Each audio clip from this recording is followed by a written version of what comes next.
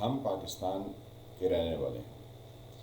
اگر ہم پاکستان کے بارے میں متفکر نہیں ہوں گے تو ہم آئین کے وہ شق جس کے تحت یہ فواد چودھری نے گزبر کی زبان لمبی کر کے اور قاسم توری نے جو کہ 64,000 نقلی ووٹوں کے حلقے سے سپریم کورٹ کے ایک سٹے آرڈر پر ابھی تک ہمارا ڈپٹی اسپیکر ہے، تو ہم اس آئین کی وفاداری کا حق کیسے ادا کریں؟ آج آپ سے گفتگو کرنا کہ پاکستان کے بارے میں اگر آپ فکر مند ہیں تو آپ کو سوچنا چاہیے کہ اس ملک میں کیا ہو رہا ہے، کیا ہوتا رہا ہے۔ آج میں آپ سے صرف اس پاکستان کے ہسٹری کا ذکر کروں گا جو میں نے اپنی آنکھوں سے اپنے بچپن سے اب تک کی دیکھی۔ میں اسکول جانے والا ایک اسٹوڈنٹ تھا اور ہمارے گھر میں کیونکہ پولیٹیکل ایکٹیویٹیز ہوتی تھیں تو مجھے پولیٹکس کو بہت قریب سے دیکھنے کا اور سمجھنے کا شوق بھی تھا اور اتفاق بھی ہوا۔ پاکستان میں سب سے پہلے مذہب کے نام پر میری یادداشت میں جو لوٹ مار شروع ہوئی وہ 9 ستارے تھے جس کو جمہوری اتحاد یا قومی اتحاد کا نام دیا گیا۔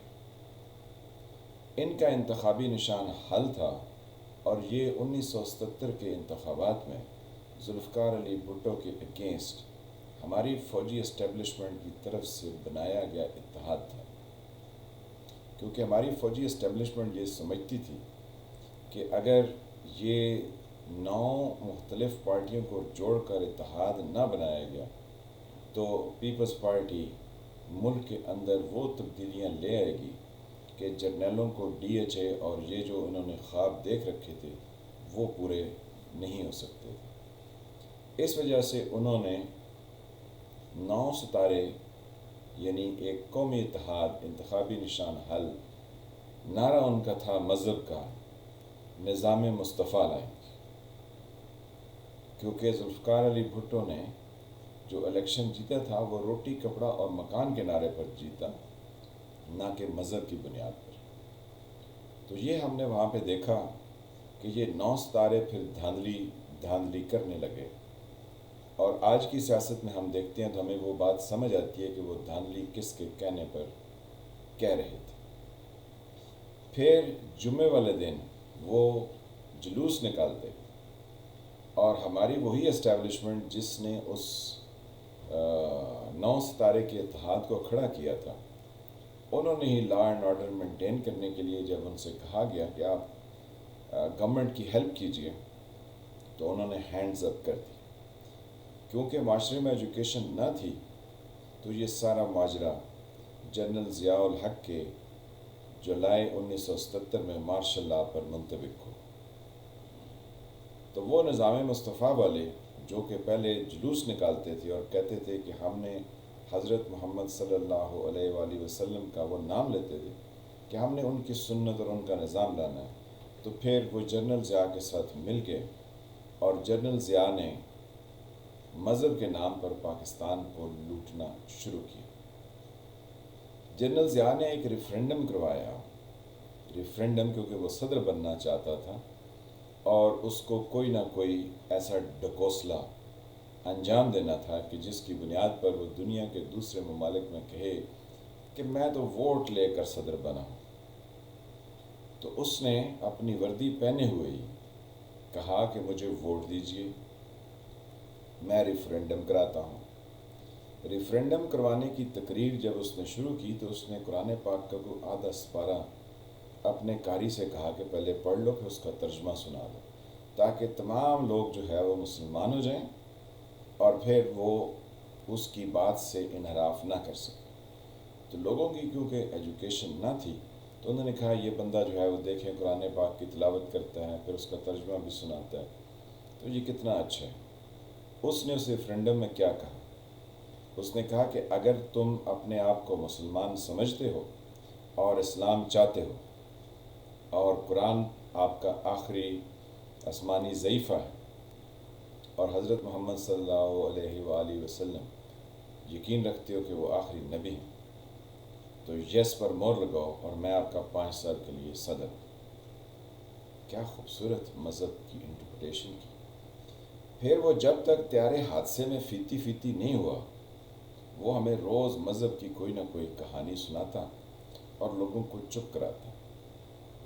جو لوگ چپ نہ ہوتے انہیں کوڑے مارتا، انہیں درے لگائے جاتے ہیں، اور ایک ارینجمنٹ کیا جاتا کہ لوگوں کے منہ کے آگے وہ جو مسجد میں جس میں اذان دیتے ہیں اس طرح کا مائک رکھا جاتا، اور گراؤنڈ میں چاروں طرف سپیکر لگائے جاتے، اور پھر انسان کو نیم برہنہ کر کے اس کے اوپر تشدد کیا جاتا، پولیس کی وردی پہن کے لوگ کوڑے مارتے۔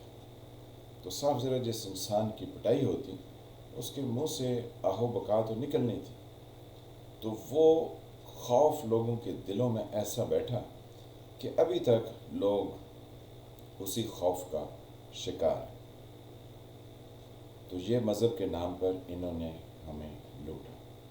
پھر جب وہ طیارہ حادثے میں فیتی فیتی ہو کے دنیا سے چلا گیا، تو پھر اس کا جانشین جو آج کل کہتے ہیں ووٹ کو عزت دو، یعنی نواز شریف صاحب، ضیاء الحق کے بیٹے اعجاز الحق جو آج کل گم ہیں اور اس کو پتہ نہیں نہ 3 میں ہے نہ 13 میں ہے، اور یہ شیخ رشید جو اس عمران خان کے ساتھ، اور وہ ہمایوں اختر اور سعید اختر، جنرل اختر عبد الرحمن کے ہونہار فرزند، جو کہ جنرل ضیاء کے ساتھ اس کا رائٹ ہینڈ تھا، جنرل اختر عبد الرحمن، وہ بھی طیارے میں اس دنیا سے چلا گیا، اور یہ اس کے بیٹے، ان کے بارے میں تو ابھی تازہ انکشافات ہوئے ہیں کہ ان کے پاس سے کتنے بلین ڈالر برآمد ہوئے۔ اینی ویز، تو یہ سب مل کے اسلامی جمہوری اتحاد کے نام سے، یعنی پہلے بھی ایک جمہوری اتحاد تھا، پھر ایک اور 9 ستارے والا جمہوری اتحاد اسی اسٹیبلشمنٹ نے بنا دیا، اور وہاں پر فرق یہ تھا کہ اب اسلم بیگ صاحب اور جنرل حمید گل صاحب جو ہے وہ تشریف لے، تو انہوں نے کہا کہ اب الیکشن تو، کیونکہ جنرل ضیاء کے ٹائم میں وہ اناؤنس ہو چکے تھے، تو الیکشن پہ انہوں نے کہا کہ یہ پیپلز پارٹی تو پھر جیت جائے گی، لہٰذا اس کا راستہ روکنے کے لیے غلام مصطفیٰ جتوئی کو پیپلز پارٹی سے توڑا گیا، جو کہ صوبہ سندھ سے تھا۔ محمد خان جنیجو کی پیٹھ میں چھرا گھونپا نواز شریف نے، اور فوج نے اسی جمہوری اتحاد میں اس کو زبردستی نواز شریف کے ساتھ ملوایا، یعنی اس میں شامل کرایا۔ تو یہ سب پیپلز پارٹی کے اگینسٹ الیکشن لڑ رہے تھے، شیخ رشید اور بلا بلا، یہ سب۔ جو غلام مصطفیٰ جتوئی اور محمد خان جنیجو، یہ بے نظیر کی پیپلز پارٹی کے سامنے ہار گئے۔ نواز شریف جو ہے وہ اور اس کے ساتھی، یعنی شیخ رشید اینڈ کمپنی، یہ لوگ جو ہے وہ اسٹیبلشمنٹ کی مدد سے اپنی سیٹیں بنا پائے۔ جو قومی اسمبلی اس میں 220-25 کی سیٹیں ہوتی تھی تب، تو تقریباً 92 سیٹس جو ہیں، تقریباً نہیں بلکہ ایگزیکٹلی 92 سیٹس پیپلز پارٹی کی تھی۔ تو نواز شریف صاحب نے ایک نعرہ لگایا، انہوں نے کہا تو مسلم ہے تو مسلم لیگ میں آ۔ تو یعنی مذہب پر ہمیں پھر لوٹنا شروع کر دیا اس نواز شریف نے، جو کہ اپنے آپ کو کہتے ہیں کہ میں اس وقت نظریاتی ہو گیا۔ پھر یہ نواز شریف نے ہمیں مسلم لیگ میں آ، اور پنجاب تیری پگ کو لگ گیا داغ، اس پر مذہب کے نام پر ہمیں مسلسل لوٹا، اور اس حد تک لوٹا کہ اس کو جنرل ضیاء نے جو ٹھڈے مار کر پاکستان سے نکال دیا، یعنی 99 کے فوجی کو کے بعد، تو نواز شریف کو سمجھ آئی کہ اس کے ساتھ کیا ہو۔ پھر اس نے چارٹر آف ڈیموکریسی کیا محترمہ بے نظیر بھٹو شہید کے ساتھ۔ تو جب نواز شریف اسٹیبلشمنٹ کے ہاتھ سے 50% نکل گیا، تو اسٹیبلشمنٹ کے ہاتھ اور کوئی مورا نہیں آیا تھا، کیونکہ انہوں نے کوئی سیکنڈ فورس تیار نہیں رکھی تھی۔ یہ سیکنڈ فورس کی کہانی آگے چل کے میں آپ سے ایکسپلین کرتا ہوں کہ کیسے انہیں یہ خیال آیا کہ پیچھے سیکنڈ ان کمان بھی ہونا چاہیے، جیسے کمانڈر ہوتا ہے نا، پھر 2 IC آئی تھنک کہ سیکنڈ ان کمانڈ وہ ہوتا ہے، تو انہوں نے بھی کہا کہ یہ پیچھے پولیٹیکلی بھی نا سیکنڈ ان کمانڈ ہونا چاہیے۔ اینی ویز، تو نواز شریف صاحب نے ہمیں لوٹا۔ 90s میں جب بے نظیر بھٹو کی حکومت کے خلاف، یعنی 89 میں جب یہ حکومت کو سال سوا سال ہوا تھا، تو ایک نو کانفیڈنس محترمہ بے نظیر بھٹو کے خلاف ہماری اسی اسٹیبلشمنٹ نے انہی لوگوں کے تواسط سے لانے کی کوشش کی اور لائی، لیکن اسٹیبلشمنٹ کو منہ کی کھانی پڑی، کیونکہ اس وقت بے نظیر اور آصف علی زرداری نے، جو کہ ابھی اپنے 30s کی ایج میں تھے، انہوں نے ان بڈھوں کو ان کے دانت کھٹے کر دیے۔ اب ہم اتنا ہی سادہ الفاظ میں کہہ سکتے ہیں۔ اینی ویز، پاکستانیوں کا مذہب کے نام پر لوٹ کسوٹ جاری رہی، اور پھر ہم پہنچ گئے 21 سینچری میں جنرل مشرف کی انلائٹنمنٹ کے بعد۔ نواز شریف صاحب نے پھر وہی راگ الپائی اور میمو گیٹ میں اسی اسٹیبلشمنٹ کی گود میں گرے، اور کبھی تھوڑے نظریاتی، کبھی تھوڑے جمہوری، کبھی تھوڑے اسٹیبلشمنٹ کے ایجنٹ کے طور پر انہوں نے 2018 تک اپنا وقت گزارا، جب ان کو پھر ٹھڈے مار کر اسی اسٹیبلشمنٹ نے باہر نکلوا دیا، جس میں وہ کہتے ہیں کہ وہ جنرل فیض جو ہے وہ گئے تھے اور انہوں نے وہ جج سے یہ کہا تھا کہ ہماری محنت ضائع ہو جائے گی۔ تو یہ ساری کہانی آپ کو یاد آ گئی۔ لیکن نواز شریف صاحب نے ہمیں، تو مسلم ہے تو مسلم لیگ نون میں آ، یہ ان کا، اور مولانا فضل الرحمان بھی ان کے ساتھ ہے، جو کہتے تھے عورت کی حکمرانی اسلام میں جائز نہیں۔ پھر وہی مولانا فضل الرحمان تھے جو محترمہ بے نظیر بھٹو کی حکومت میں کشمیر کمیٹی کے سربراہ بن گئے۔ تو یعنی جب ان کو کچھ آفر کیا تو وہ اپنے مذہبی جو انہوں نے اصول بیان کیے تھے اپنے خود ساختہ، پھر وہ اس سے ہٹ گئے تھے۔ تو ان سب کی آپ کو یہ چیزیں ان چیزوں سے اندازہ ہونا چاہیے کہ یہ کس طرح سے مذہب کو استعمال کرتے ہیں۔ پھر ہمیں بیچ میں آوازیں سنائی دینی شروع ہوں گی، کپتان ڈٹ کے کھڑا ہے، تو پھر لوگوں نے کہا یہ بہت اچھا ہے، کیونکہ ایاک نعبد و ایاک نستعین کرتے۔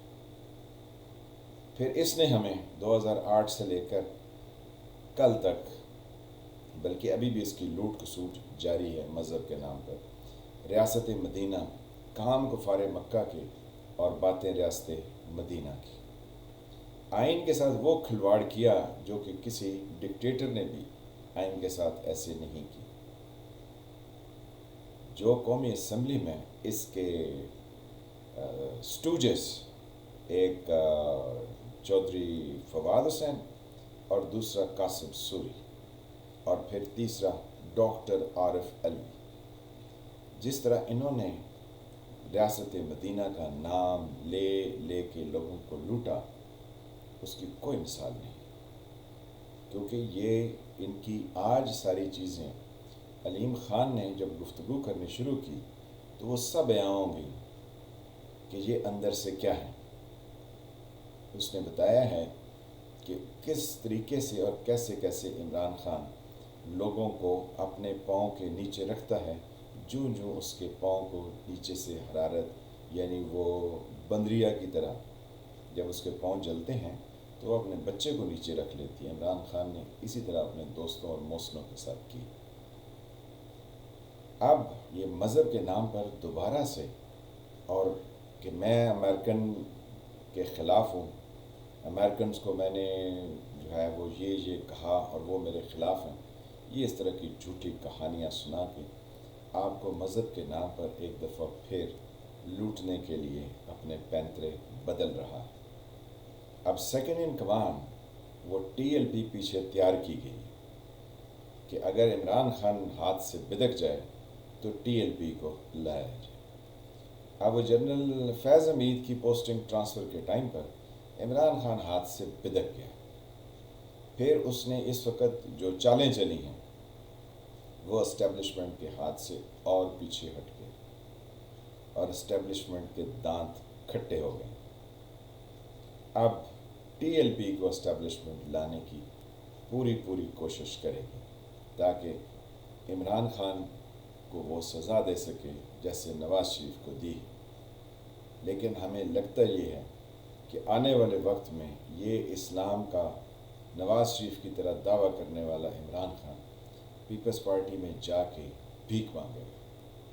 تو پیپلز پارٹی جب لوگوں سے اتحاد کرتی ہے تو وہ صرف یہ بتاتی ہے کہ یہ وہی کل تک کہنے والے تھے کہ ہم تو عورت کی حکمرانی کو نہیں مانتے ہیں، یہ تو یہ ہیں، یعنی الزام لگانے والے، اور پھر انہی کے ساتھ آ کے ملتے ہیں اور معافیا مانگتے ہیں. تو آپ کو بتانے کا مقصد یہ تھا کہ اس پاکستان میں مذہب کے نام پر سب نے لوٹ مار کی ہے، جس میں نواز شریف اور عمران خان دونوں شامل ہیں. ان کے مذہب کے کارڈ سے بچیے. اسی لیے پیپلز پارٹی کہتی ہے کہ مذہب کو سیاست میں مت گھسیٹیے، لیکن اسٹیبلشمنٹ کی مدد سے ہر وقت مذہب کارڈ کھیلا جا رہا ہے. وہ آپ کو ایجوکیشن نہیں دیں گے. کیوں نہیں دیں گے؟ کہ اگر آپ ایجوکیشن لے لیں گے تو آپ ان کی ان چال بازیوں میں نہیں آئیں گے. اس لیے انہوں نے آپ کو کہا ہے اردو میڈیم پڑھیے، آپ کی یکساں نصاب ہوگا، آپ یہ کریں گے، آپ وہ کریں گے. یہ آپ کو لالی پاپ دیتے رہیں گے اور آپ اپنے منہ میں لالی پاپ رکھ کے اس کو چوستے رہیے. پاکستانیوں کا بھی یہ علاج ہے. میں وفال ملک، آپ دیکھ رہے تھے سرکار. اگر ہمت ہے تو اس لالی پاپ کو اٹھا کے باہر ماریے اور کوئی پڑھائی چھڑائی پر توجہ دیجیے. ملتے ہیں کسی نئے ٹاپک کے ساتھ. اللہ آپ کو اپنے حفظ و امان میں رکھے. تب تک کے لیے خدا حافظ.